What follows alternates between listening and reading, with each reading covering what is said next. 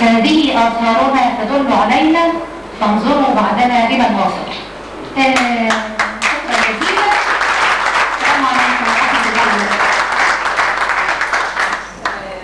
شكرا دكتورة نادية على هذا العرض الجميل. والحقيقة الدكتورة نادية ميزة مخلصة جدا، مش بس هي انها كانت دكتور عاطف العراقي، وخصوصا في اخريات ايامه، فدائما كان يعني فضفضة وكل المشاكل اللي كانت بتمر. الحقيقة كانت الدكتورة نادية كانت صدر رحب، وكانت مستمعة جيدة لكل ما كان يثير لها ويعرض عليها.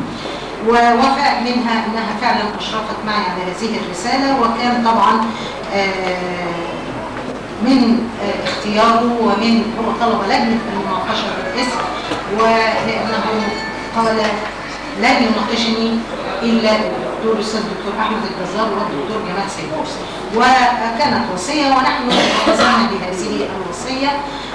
كان أقل ما يمكن أن أقدمه لأستاذي القدير ليس فقط تسجيل رسالة والإشراف عليها، لكن أيضا حينما وجدت بادرة من دار المعارف وهي أكبر دار نشر في مصر بأنها تريد أن تكتب شيئا عن الدكتور عاطف العراقي، بادرت بالموافقة وكتاب للتاريخ بعنوان الوجود والخلود، لأن الدكتور عاطف العراقي لم يمت، فمن يكتب هذه الكتب كلها وهذه المؤلفات وله هذه الرؤية فلا يمكن أن يموت جسدا، وإنما يبقى روحا وعلما وفكرا، وهذا هو ما وضح الآن. الحقيقة أنا في موضوع يا محمود أنا هسألك فيه كلمة، يعني مسألة فيها، وفي 3 موضوعات الحقيقة ربما أثيرت أثناء المناقشة.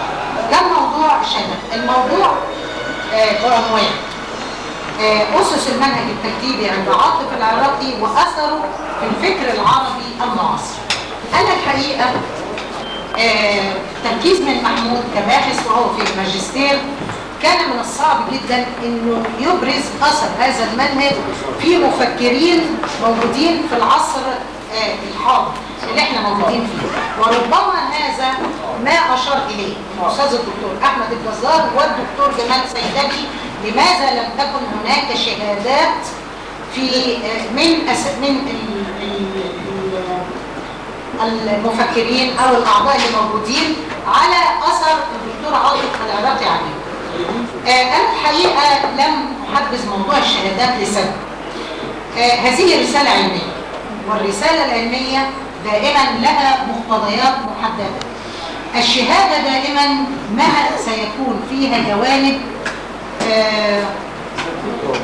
جوانب بيسموها وجدانية، يعني قد أتعاطف مع الدكتور عاطف ويعني ربما أعطي صورة غير حقيقية لأنني أحبه، لأنني أفتخر به، وقد يكون هناك من لم يكن كان عكس ذلك، فالشهادات كانت هتكون غير موضوعية. لذلك لم أحاول أن يعني أوجه الباحث إلى موضوع الشهادات بالذات، لكن الشهادات قد تأتي في مقالة، قد تأتي في بحث، قد تأتي في كتاب، والكتاب بيعبر عن رؤية صاحبه وليس البحث العلمي.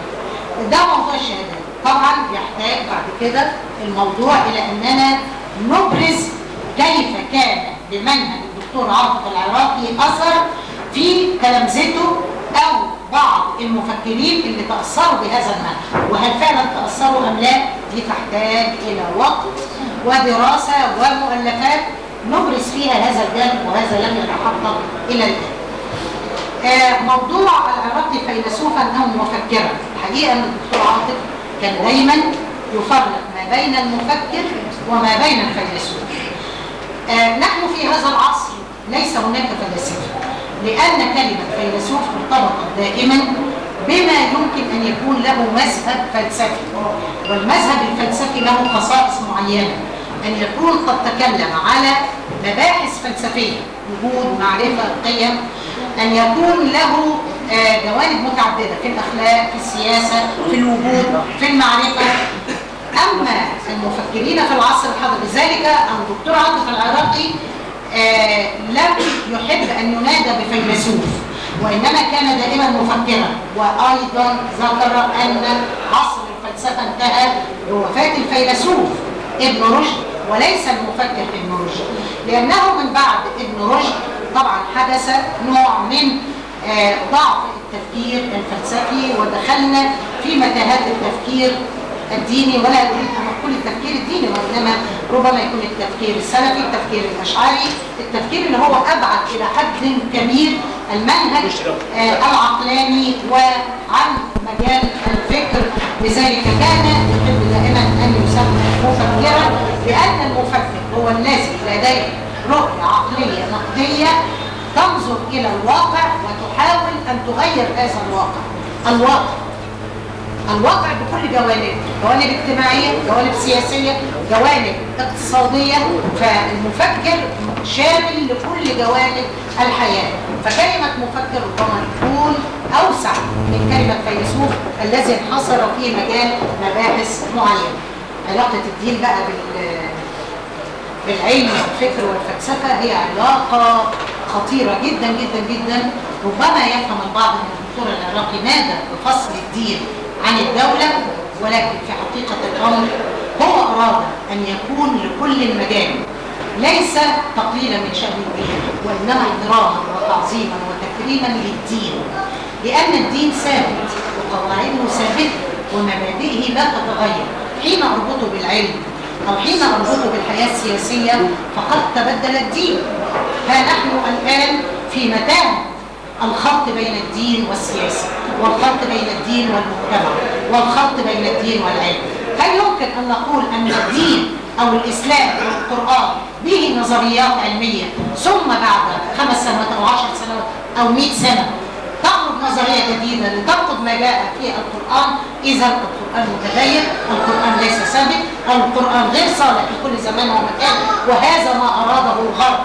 وكان يحدث فكرة ربط الدين، وعلى فكرة له دعم كبير جدا جدا، وكان ما يثير قضايا خاصة بالربط ما بين الدين والعلم حتى ينهار الدين ولا يكون هو الدين يا سادة يشمل جميع المبادئ في كل جوانب الحياة، والمبادئ ثابتة لا تتغير. أما الذي يتغير فهو حياتنا اليومية التي نأخذ المبدأ فنطبقه. لو نظرنا إلى الديمقراطية التي يتنادون بها الآن، أليس مبدأ الشورى هو مبدأ ديمقراطي؟ أليست البيعة هي الانتخاب؟ إذا لو نظرنا إلى كل ذلك هي مبادئ ثابتة لا تتغير، ولكن من الصعب أن نقول هناك فصل ما بين الدين والدولة. ومن الخطأ أيضا أن نقول أن الدين أساس العلم أو العلم موجود في الدين أو السياسة في الدين.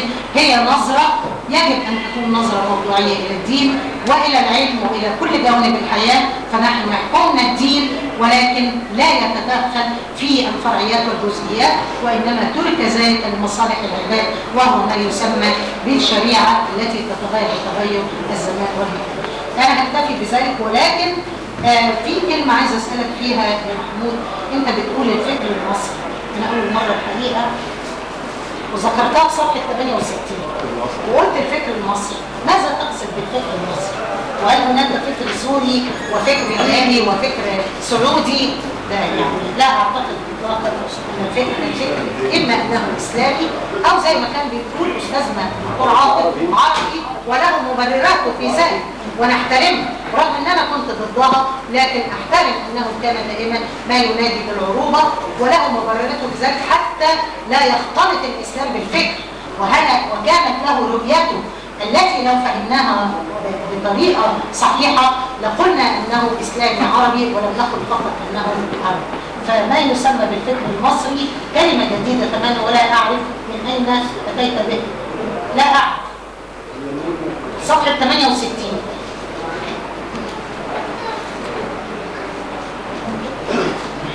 هل عندك رد ولا تكتفي بذلك؟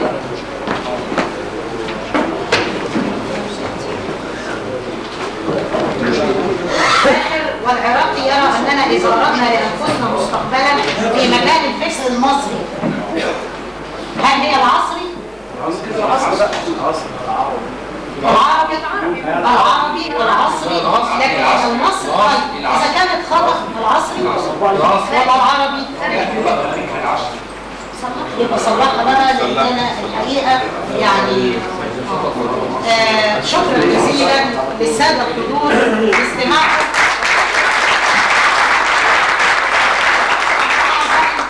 للساده الاساتذه اعضاء المنصه، واسمحوا لنا بقليل من الوقت للمناقشه والعوده مره اخرى لاعلان النتيجه.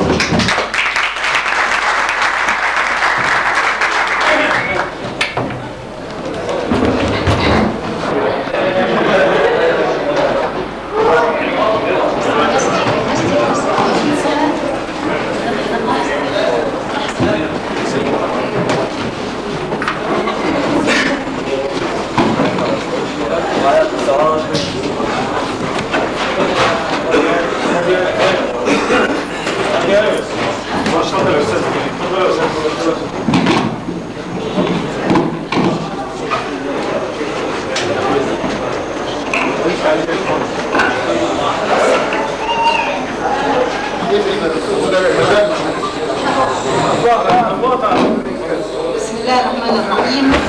اجتمعت لجنة مناقشة رسالة الماجستير المقدمة من الطالب محمود عبد الرحمن أحمد محمد عوض، ولجنة الحكم والمناقشة المكونة من الأستاذة الدكتورة زينب عفيفي شاكر، أستاذ الفلسفة الإسلامية بآداب المنوفية مشرفا، الأستاذ الدكتور أحمد محمود الجزار، أستاذ الفلسفة الإسلامية متفرغ بآداب المنيا مناقشا، أستاذ الدكتور جمال رجب سيدبي، أستاذ الفلسفة الإسلامية ووكيل كلية الآداب جامعة قناة السويس مناقشا، والدكتورة نادية عبد الغني البرماوي، أستاذ فلسفة العصور الوسطى المساعد بآداب المنوفية مشرفا مشاركا. في تمام الساعة 11:30 يوم الأربعاء الموافق 18/9/2013 بمدرج قسم الفلسفة بكلية الآداب جامعة المنوفية لمناقشة الطالب محمود عبد الرحمن أحمد محمد عوض مناقشة علنية على الرسالة المقدمة منه في موضوع أسس المنهج التجديدي عند عاطف العراقي وأثره في الفكر العربي المعاصر، دراسة تحليلية تاريخية مقارنة نقدية، للحصول على درجة الماجستير في الآداب تخصص فلسفة إسلامية يونانية من كلية آداب جامعة المنوفية، وبعد الاطلاع على قانون تنظيم الجامعات وبعد الاطلاع على اللائحة الداخلية لكلية الآداب جامعة المنوفية، وبعد المناقشة العلنية تقترح اللجنة منح الطالب محمود عبد الرحمن أحمد محمد عوض درجة الماجستير في الآداب تخصص فلسفة إسلامية يونانية من كلية الآداب جامعة المنوفية بتقدير ممتاز.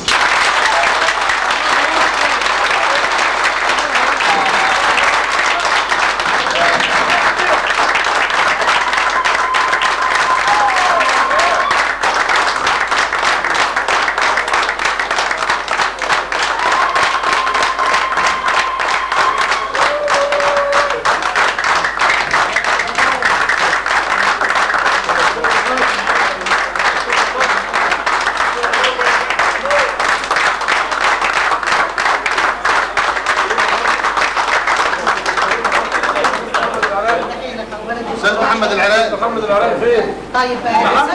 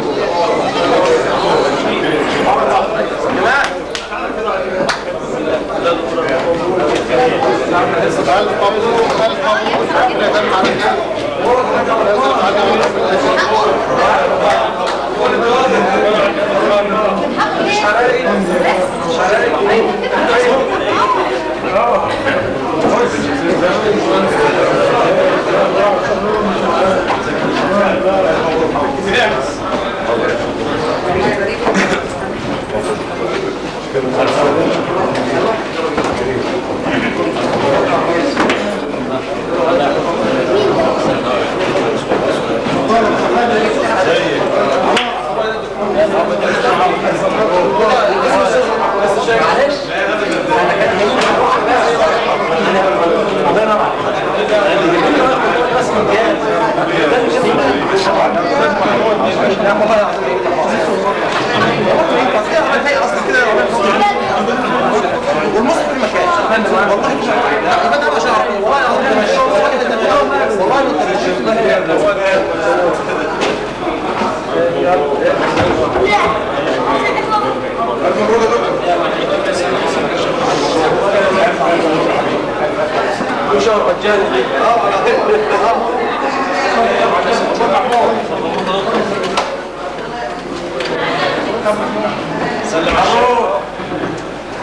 عاوزين لو وقفت صرفنا منك كتير. بس انت جمعتنا اجازه بقى بقى جمعتنا اجازه ليش؟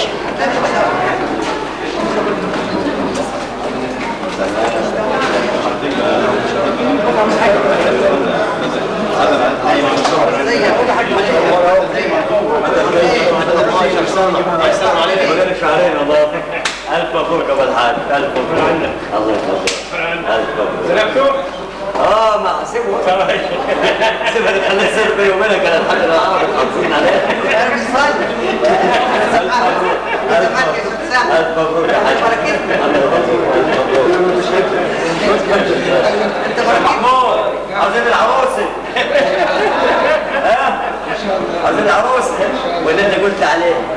يا رايك؟ عشان تنفشت. كابتن كابتن كابتن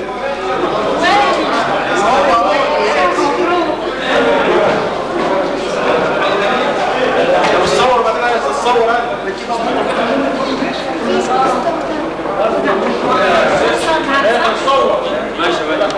اسمي مكتوب